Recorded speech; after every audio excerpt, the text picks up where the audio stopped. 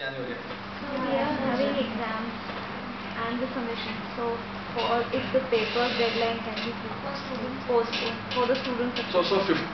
No, the students is in January.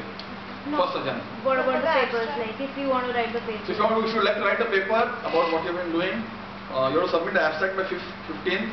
And see, if you postpone the paper writing, then you will not get it finished. Review process takes that much time. At least 10 days. Because by 15th of December, like at least we can start from 1st December. See, one of the problems is this is an international conference. After 15th of December, apparently nothing happens in the developed world.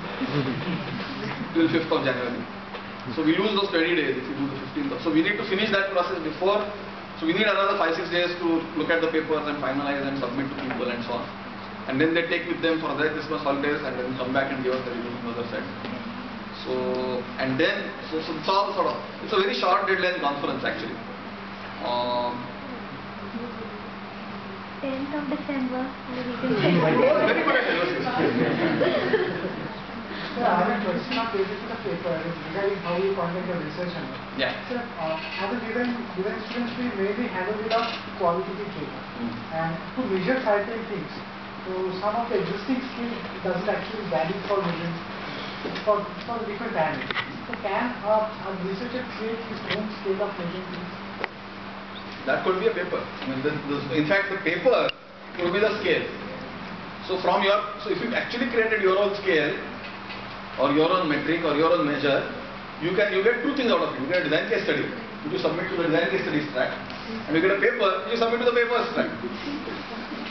You understand the difference between the two? Because the scale can be used by other guys, much more. I mean, but it needs to be validated. You need to do something to validate it. But yeah, it can be used by other people. Actually, to analyze the very qualitative interview-based kind of data, there is a software called Atlas TI. Atlas TI. I think I have information. It's a very good software. There are many softwares actually. Transana karke there is a free software, very nice.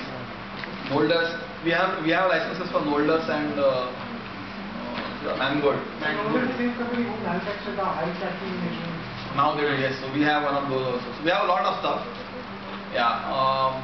So a lot of it. I mean, it can go both ways. You can do it qualitatively as well as quantitatively and so on. So this was, by the way, not meant to be a class on research methodology.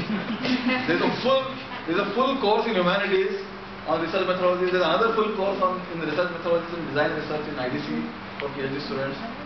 MD students in the second year can do it if they want.